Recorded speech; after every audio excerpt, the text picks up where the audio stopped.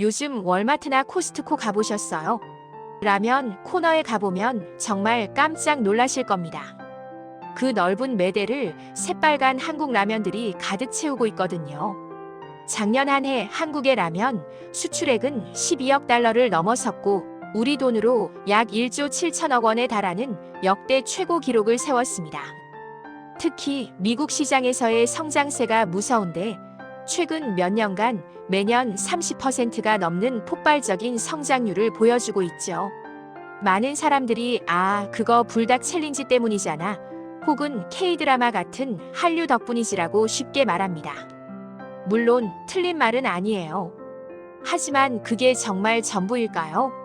단순히 유행 좀 탄다고 해서 세계 최대 유통사인 월마트가 자기들 매장의 가장 노른자 땅인 선반을 이렇게나 많이 내어줄까요?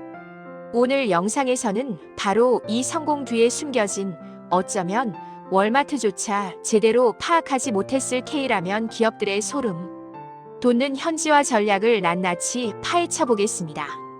이건 단순한 유행 이야기가 아닙니다. 철저하게 계산된 비즈니스 전쟁의 기록입니다. K라면 신드롬, 그 시작에는 역시 두 가지를 빼놓을 수 없습니다. K 콘텐츠와 SNS 챌린지. 아카데미를 휩쓴 영화 기생충의 짜파구리는 전 세계인의 호기심을 제대로 자극했고 BTS 멤버가 평범하게 라면을 먹는 모습은 그 어떤 광고보다 강력했습니다. 미디어 감흥석을 깔아주자 삼양식품의 불닭볶음면이 그 위에서 제대로 판을 뒤흔들었죠. 지금 유튜브의 파이어 누덜 챌린지를 검색해보세요. 수백만 개의 영상이 쏟아져 나옵니다.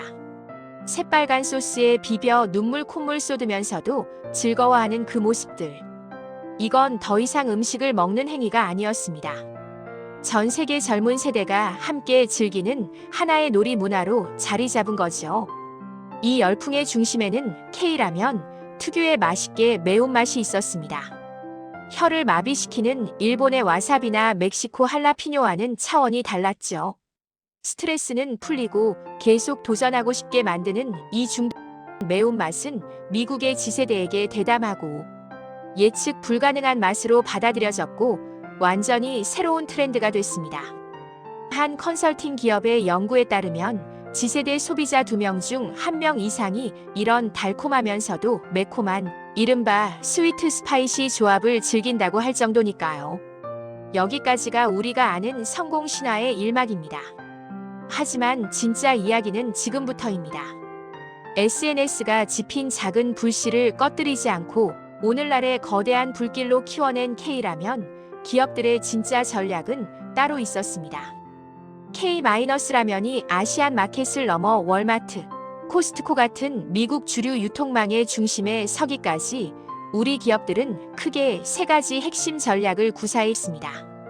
첫 번째 전략은 미국인의 혀를 다시 디자인하라. 바로 철저한 제품 현지화입니다. 농심을 보세요. 단순히 오리지널 신라면 하나만 밀어붙이지 않았습니다. 그들은 뉴욕타임스가 세계 최고의 라면으로 극찬한 신라면 블랙으로 프리미엄 시장의 문을 두드렸습니다. 여기서 멈추지 않고 소고기 육수가 낯선 이들을 위해 닭 육수를 쓴 신라면 골드를 출시하고 심지어 이탈리아 파스타를 접목한 신라면 툼바 같은 파격적인 제품까지 내놓으며 미국인의 입맛을 집요하게 파고들었습니다. 채식주의 인구가 많다는 점에 착안에 비건 인증을 받은 순한맛 제품을 출시하는 치밀함까지 보였죠. 삼양식품도 마찬가지입니다. 불닭볶음면의 성공에 취해 있지 않았죠. 매운맛을 즐기는 히스패닉계를 겨냥해 하바네로와 라임을 더한 신제품을 내놓는 등 미국의 다양한 인구 구성을 현미경처럼 들여다보며 맞춤형 제품을 개발하고 있습니다. 특히 까르보 불닭이나 치즈 불닭처럼 매운맛을 중화시킨 변주들은 매운 걸 잘 못 먹는 사람들까지 불닭 월드로 끌어들이는 결정적인 한방이었습니다. 이건 더 이상 한국의 맛을 그대로 파는 게 아닙니다. 미국 시장을 위한 맛을 아예 새로 창조하고 있다는 뜻이죠. 두 번째 전략, 총알이 오가는 전쟁터에 군수공장을 지어라. 바로 생산기지 현지화입니다. 몇 년 전 미국 정부가 한국산 라면에 대한 관세를 올리면서 수출 전선에 빨간불이 켜졌습니다. 한국에서 만들어 보내는 방식으로는 도저히 가격 경쟁력을 맞출 수 없는 위기였죠. 이때 농심은 정면 돌파를 선택합니다. 2022년 기존 LA 공장 옆에 연간 3억 5천만 개의 라면을 더 생산할 수 있는 제2공장을 가동하기 시작한 겁니다. 이로써 농심은 미국 내에서만 연간 총 8억 5천만 개의 라면을 생산할 능력을 갖췄습니다.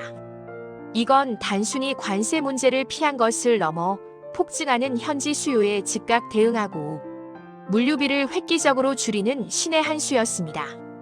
신공장에서는 잘 팔리는 주력 제품을 대량으로 찍어내고 기존 공장에서는 새로운 맛을 테스트하는 식으로 역할을 나눠 시장 변화에 엄청나게 빠르게 대응할 수 있게 된 거죠.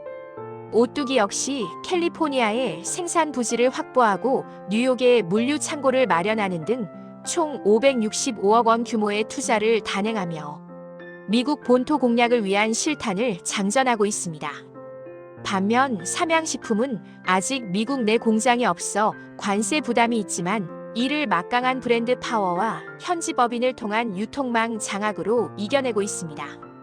최근에는 늘어나는 수요를 감당하기 위해 국내에 제2공장을 완공했고 미국 현지 공장 설립 가능성도 열어두고 있죠. 이처럼 각 기업들은 저마다의 방식으로 보이지 않는 공급 전쟁에 대비하고 있습니다. 마지막 세 번째 전략, 그들의 안방으로 직접 들어가라. 바로 유통과 마케팅의 현지화입니다. 예전엔 K라면을 사려면 한인마트에나 가야 했습니다. 하지만 지금은 완전히 달라졌죠. 농심은 2017년 국내 식품업계 최초로 미국 전역의 월마트 모든 점포에 입점하는 쾌거를 이뤘고 이제는 월마트의 아시안 푸드 코너가 아닌 다른 모든 라면들과 경쟁하는 메인 라면 코너의 중심을 차지하기 시작했습니다. 이 변화가 모든 매장에서 동시에 일어난 건 아니지만 K라면의 위상이 어떻게 달라졌는지 보여주는 상징적인 사건이죠. 오뚜기 역시 BTS 진을 모델로 내세운 마케팅에 힘입어 캘리포니아 북부 코스트코 64개 매장에 진라면, 컵라면을 입점시키는 등 주류 시장 진입에 박차를 가하고 있습니다.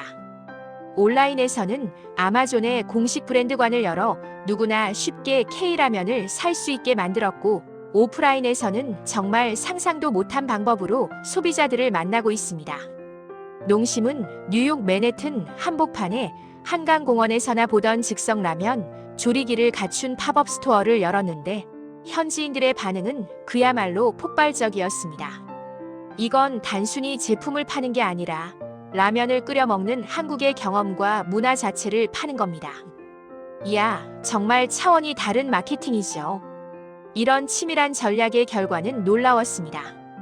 K-라면은 더 이상 일부 마니아의 별미나 값싼 간편식이 아닙니다. 미국 라면 시장은 일본 기업들이 40% 넘는 점유율로 꽉 잡고 있던 철옹성이었지만 농심이 25.5%까지 점유율을 끌어올리며 2위 자리에서 그 아성을 위협하고 있습니다. 신동원 농심 회장은 2030년까지 일본 기업을 제치고 미국 라면 시장 1위를 차지하겠다는 목표를 공개적으로 밝혔을 정도죠. K라면은 이제 일본 라면과는 완전히 다른 프리미엄 즉석 식품이라는 새로운 시장을 만들어냈습니다. 일례로 신라면, 블랙은 웬만한 일본 라면보다 서너 배, 비싸게는 6배 가까운 가격에 팔리는 데도 없어서 못 팔 정도입니다. 이건 미국 소비자들이 기꺼이 돈을 더 내더라도 먹을 가치가 있는 제대로 된 한 끼 식사로 K-라면을 인식하기 시작했다는 강력한 증거입니다. 미국 주류 언론의 평가도 달라졌습니다. 뉴욕타임스는 여러 차례에 걸쳐 신라면 블랙, 신라면 건면, 너구리 등을 최고의 라면 리스트 상위권에 올리며 그 맛과 품질을 극찬했습니다. K라면이 단순히 유행을 넘어 품질 그 자체로 미국 시장에서 인정받고 있다는 뜻입니다. 결국 K라면의 성공은 K 콘텐츠의 후광 효과에만 기댄 행운이 아니었습니다. 그것은 미국이라는 거대 시장의 문화, 인구, 유통, 심지어 관세 정책까지 분석해 맞춤형 제품을 만들고 공급망을 구축하고 문화를 파는 마케팅을 펼친 K기업들의 집요한 노력과 빛나는 전략이 만들어낸 필연적인 결과였습니다. 오늘 우리는 불닭 챌린지의 화려한 불꽃 뒤에 숨겨진 K라면 기업들의 냉철한 비즈니스 전략을 살펴보았습니다. 그들은 한류라는 파도에 올라타는 서핑에 그치지 않고 현지 생산이라는 강력한 엔진을 달고 현지화라는 정교한 키를 조종하며 미국 시장이라는 거대한 바다를 항해하고 있습니다. 어쩌면 K라면의 성공 신화는 이제 막 시작됐을지 모릅니다.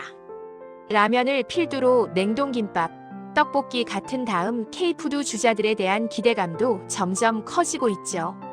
이들의 성공은 한국 기업들이 더 이상 추격자가 아닌 글로벌 시장의 판을 바꾸는 게임 체인저가 될 수 있음을 보여주는 가장 확실한 증거입니다. 여러분은 K라면 성공의 진짜 비결이 뭐라고 생각하시나요? 그리고 라면의 뒤를 이어 세계인의 입맛을 사로잡을 다음 K푸드는 무엇이 될까요? 여러분의 생각을 아래 댓글로 자유롭게 남겨주세요. 오늘 영상이 재미있으셨다면 좋아요와 구독 잊지 마시고요. 여기까지 글로벌 미식 탐험대였습니다.